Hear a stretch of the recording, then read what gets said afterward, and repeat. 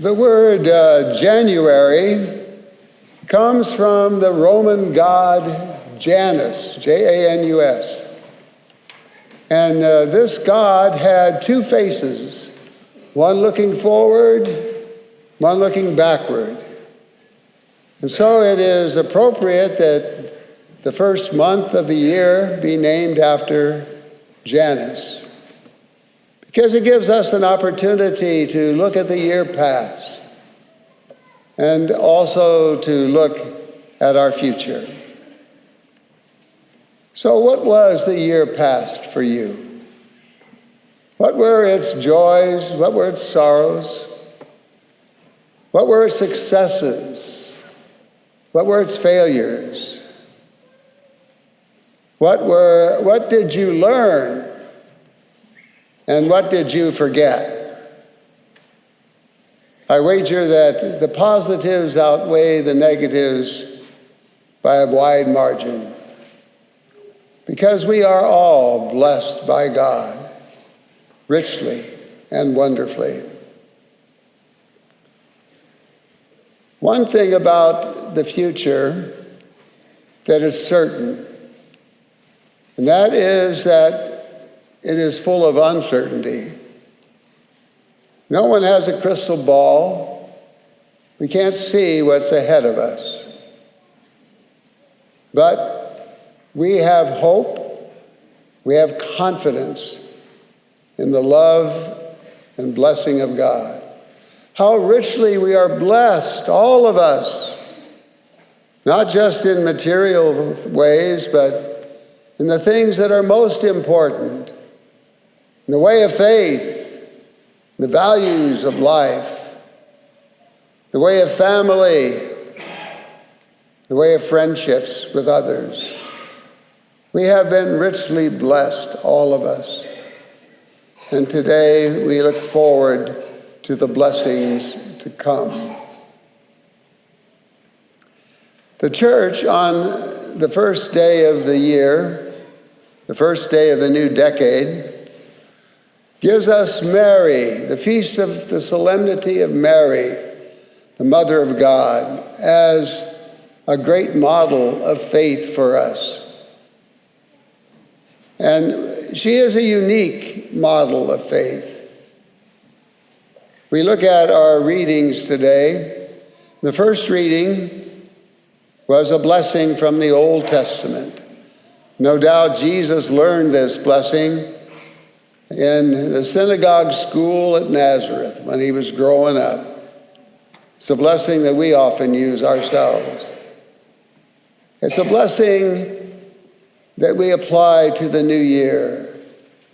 God will bless us and be with us. And our second reading, Paul's meditation, his reflection, thinks about Jesus as the Son of God. God sent his only Son, born of a woman, Paul says, indicating his faith and belief in Jesus' divinity and in his humanity. And because of his humanity and divinity, we are called the children of God. And God blesses us as his children.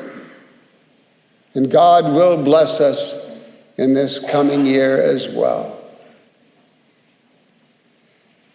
The church gives us Mary as a model of faith. And we think about Mary as a teenager. She was called by God to venture out into the unknown. Did she fully understand? No, she didn't.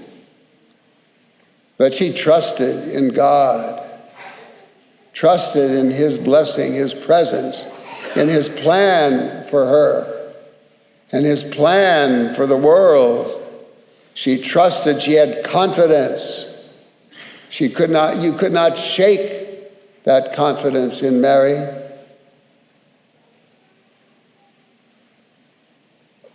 We see Mary as maybe in a beautiful moment when the angel came to her and said that she would be the mother of God.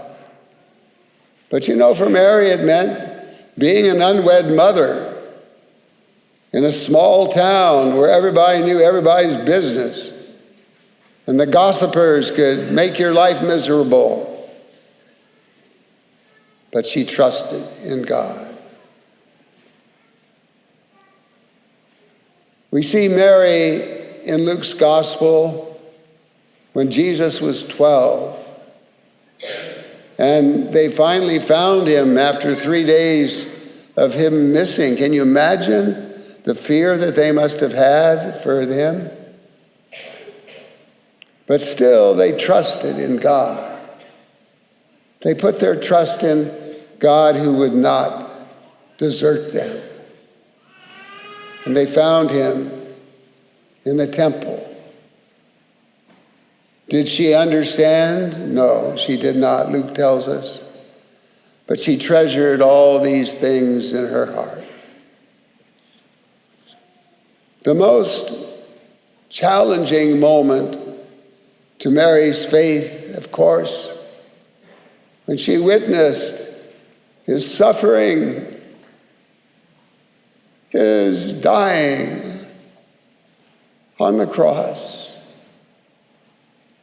What a suffering that would be for a mother to lose her son, a parent to lose his or her child.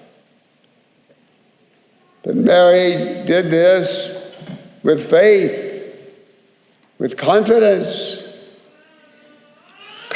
in God's plan, in God's presence. The last time we see Mary in the scriptures is at Pentecost, and she is praying with the apostles, and the Holy Spirit comes upon them and overpowers them, and the church is born. And so the hope that we have is born out of the Spirit that comes upon us, the Spirit of God, who is always with us. My friends, we don't know what the future will be, but we know that God has been in our past, and he will bless us in our future. Happy New Year.